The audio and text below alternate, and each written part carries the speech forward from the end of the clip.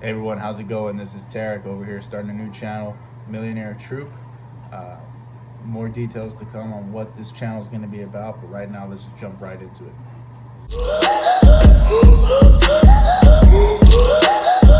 So the news that a lot of landlords have been waiting for is finally out there, or it looks positive. It's stated that Joe Biden is leaning towards not extending the moratorium at the end of this month. That's according to Business Insider. So what does that mean for the economy? What does that mean for the housing market? I do want to say if there are people that are in that position where they're behind on rent or you're in forbearance and you can't pay your mortgages, comment below and I'll try and help you, guide you, steer you in the right direction on the resources that are out there that can help you. While I am a landlord and an investor, I do care about people's rights, and I think you have a right for your rights. So please comment below, and I'll help you in any way that I can.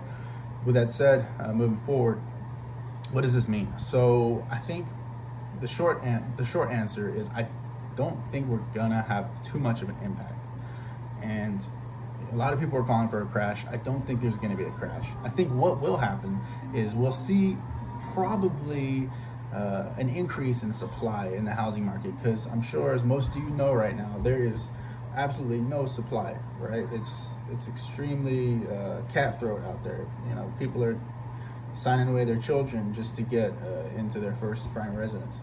And it's nuts. I was almost there. I almost sold my newborn too. I get it. But I feel they're going to have more supply, and I think the market's going to cool off, because for the last 18 months, all that we've seen is the market just go boom, boom, boom, boom, boom, up, up, up, up, up, right? And I think that's going to stop. And it's going to stop because foreclosures will happen, no doubt about it. Like that's going to happen. Will there be enough to create a crash? I don't think so. According to CNBC, there's 2.2 million people right now that are in forbearance. There's also, according to Business Insider, 6 million people that are behind on rent. How they came up with that number, I don't know, but they did, right? So that's the number they gave us. It could be more, it could be less. It's probably more if I had to guess. But I just don't see that being too much of an impact. So those foreclosures on those 2.2 million people, for a majority of them, it's probably going to happen.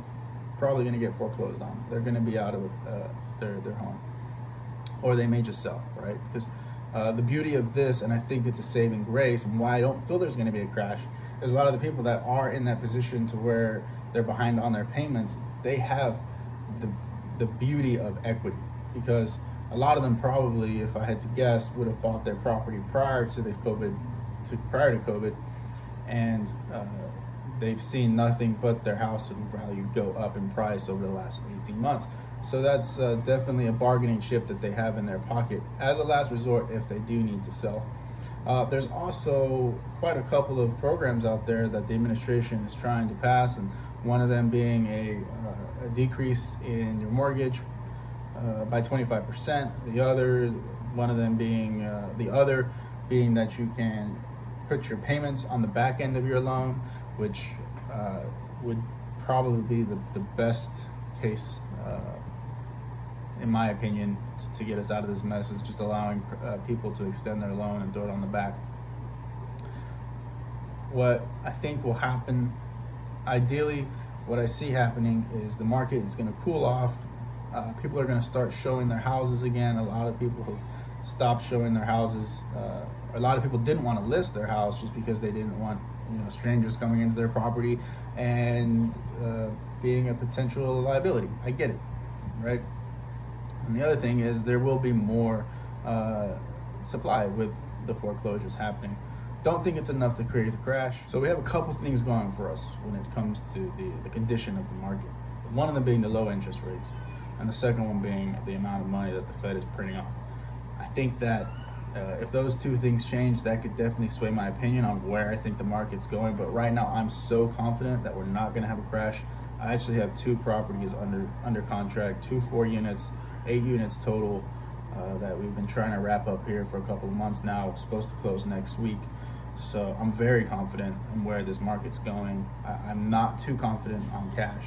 I don't want to have cash right now, just because of the inflation, right, that we're supposed to be getting, that I think we will be getting due to what I mentioned earlier about the Fed printing off money, and then, the stimulus with the CARES Act and all that. I feel like the blowback from that will be higher inflation. And real estate is amazing when it comes to that, right? It's a hedge against inflation, because the money that you borrow today is gonna be worth less tomorrow. You get what I'm saying? So if you buy if you have $100,000 loan today and inflation's really bad, you're gonna be paying it back with cheaper dollars as opposed to today's more expensive dollars. So I really like real estate for that benefit, and that's why I'm choosing to buy right now. I'm so confident in where this market's going. I have no problem buying. I'm trying to keep my cash to a minimum. Cash right now for me is trash. Cash can be king. I just don't think it's right now.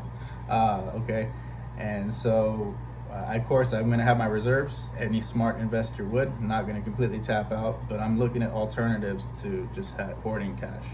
Back in a year ago, I was doing the opposite. I wanted to hoard cash. I didn't want to buy anything. In fact, we were selling things because I was so concerned about which direction we were heading. Thankfully, I'm blessed that I didn't have a whole lot of tenants that couldn't make rent.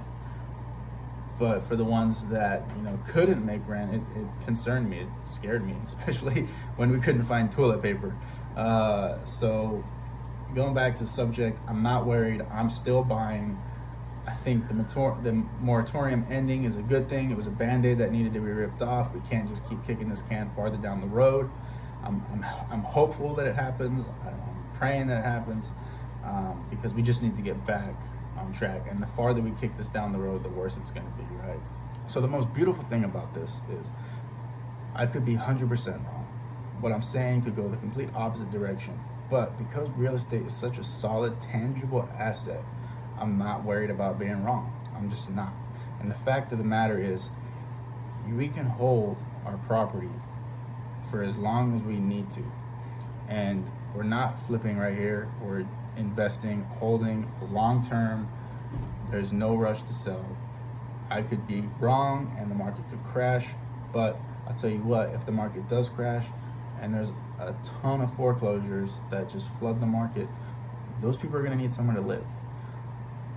Whether it's an apartment or a home or a condo or somewhere, it's not going to be home ownership in their path for a long time.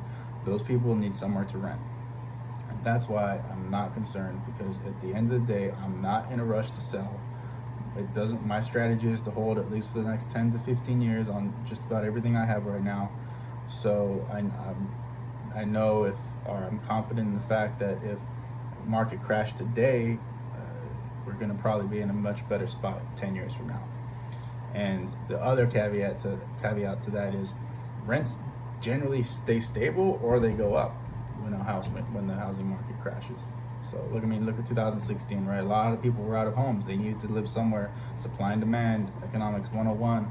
If there's a lot of people needing rentals, well, the price is going to go up, right? So just keep that in mind.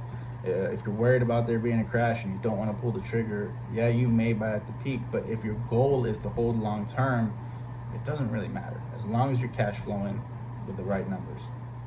But please, if you do need help and you're in a situation and you're watching this, it doesn't hurt to ask, right? Just ask, and I may be able to help out in some way. There's just so much state funding right now for folks that are hurting when it comes to rental assistance and whatnot. And it doesn't matter what state you're in, just about every state that I have property in has some sort of assistance.